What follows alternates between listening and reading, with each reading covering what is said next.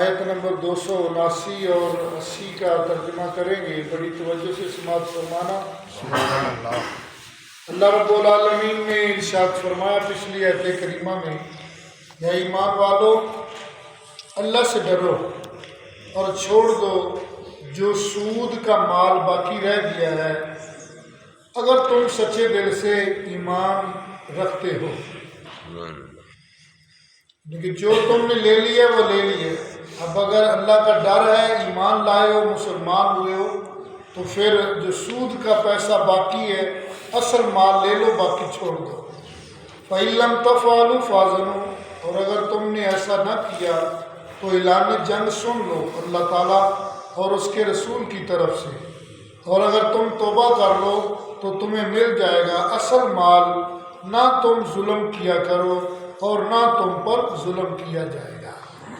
کہ لا تظلمون ولا تظلمون، کسی پر ظلم نہ کرنا، اگر ظلم کرو گے تو ایک دن ضرور آئے گا کہ تمہارے اوپر بھی ظلم کیا جائے گا۔ ظلم کا معنی زیادتی کرنا، کسی کے ساتھ بھی زیادتی نہ کرو، اگر زیادتی کرو گے تو یاد رکھ لو وہ دن دور نہیں ہے کہ تمہارے ساتھ بھی زیادتی کی جائے گی۔ تو اللہ کریم منع فرما رہا ہے کہ لا تظلمون ولا تظلمون، کسی کے ساتھ ظلم نہ کرو، زیادتی نہ کرو۔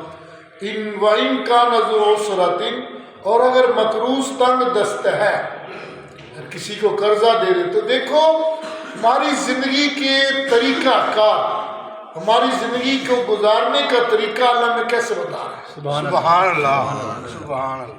ایک ایک بات اللہ کریم واضح کر کے بیان فرما۔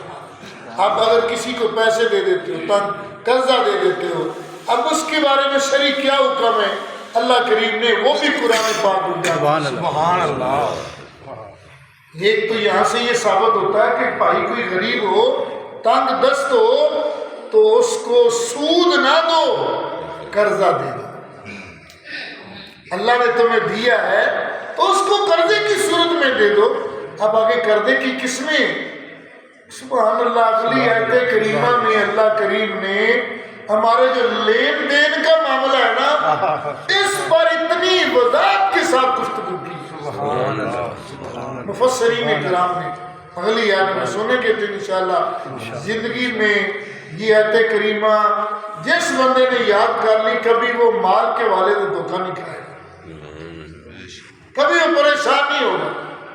اللہ نے ایک ایک ایک بات کو بیان فرمایا اگلی آیت کریمہ۔ اس میں کیا ہے؟ وَإِن كَانَ ذُو عُسْرَةٍ، اور اگر مقروض تنگ دست ہو تو فَنَظِرَةٌ إِلَىٰ مَيْسَرَةٍ، تو اسے مہلت دے دو بھائی، تاکہ وہ خوشحال ہو جائے۔ اگر کسی کو قرضہ دے دیا ہے، بیچارہ غریب ہے، تنگ دست ہے، اللہ نے تمہیں دیا ہے، تو پھر کیا کرنا ہے؟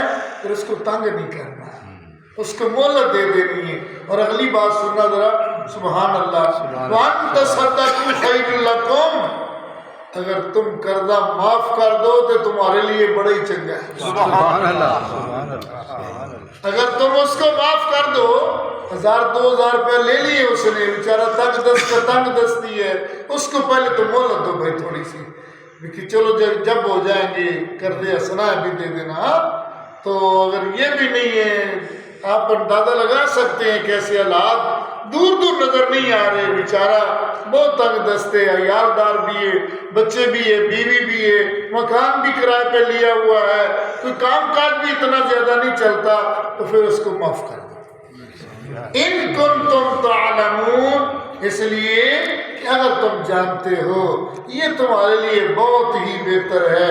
وَاتَّقُوا يَوْمًا تُرْجَعُونَ فِيهِ إِلَى اللَّهِ، اور ڈرتے رہو اس دن سے جب اللہ کی بارگاہ میں واپس لوٹائے جاؤ۔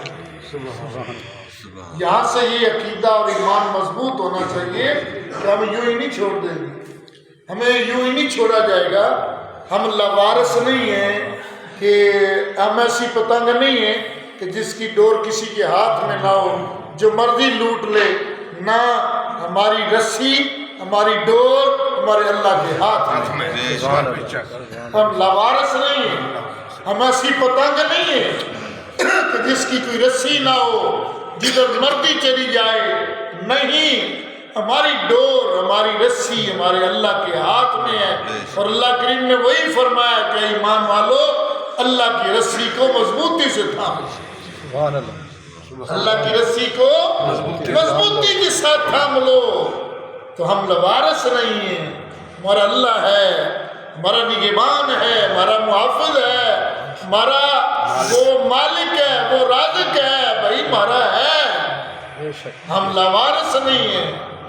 اور کبھی بھی پریشانی آ جائے تو یہ معاملے دنیا داروں کو نہ بتانا، اپنے رب کو بتانا۔ سبحان اللہ، سبحان اگر ان کو بتائے گا تو تجھے یہ ذلیل و رسوا کر دیں گے، اللہ کو بتائے گا وہ تجھے مالا مال کر دے گا۔ اللہ، سبحان اللہ، سبحان اللہ، اپنی حاجاتیں ان لوگوں کو نہ بتانا، ان کے پاس اپنی درخواست سے لے کر نہ جانا، اگر جانا ہی ہے تو اپنے اللہ کی بارگاہ میں درخواست پیش کر، اللہ کی بارگاہ میں دعا کر، جو تجھے رسوائی سے بچا لے گا، تمہاری عزت بڑھا دے گا۔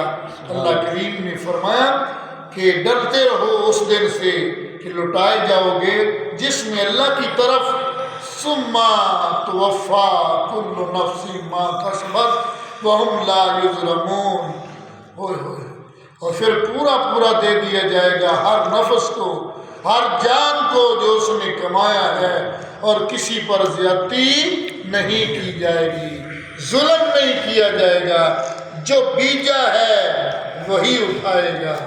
اللہ تبارک و تعالیٰ کا یہ مقدس یہ کلام ہے، اللہ کریم کیسے بیان فرما رہا ہے، ایک ایک بات کو اللہ نے کھول کے بیان فرمایا کہ کسی پر زیادتی نہ کرنا، ایک دن آئے گا تمہارے اوپر بھی زیادتی ہوگی۔ اور یہ اس چیز کو سامنے رکھتے ہوئے کہ اللہ کی بارگاہ میں ہم نے جانا ہے، اللہ کا دربار لگے گا، اور ڈرتے رہو اس دن سے۔ اللہ تبارک و تعالی ہم سب کو اپنی زندگی کا ایک ایک لمحہ دنیا میں اچھی طرح گزارنے کی توفیق دے۔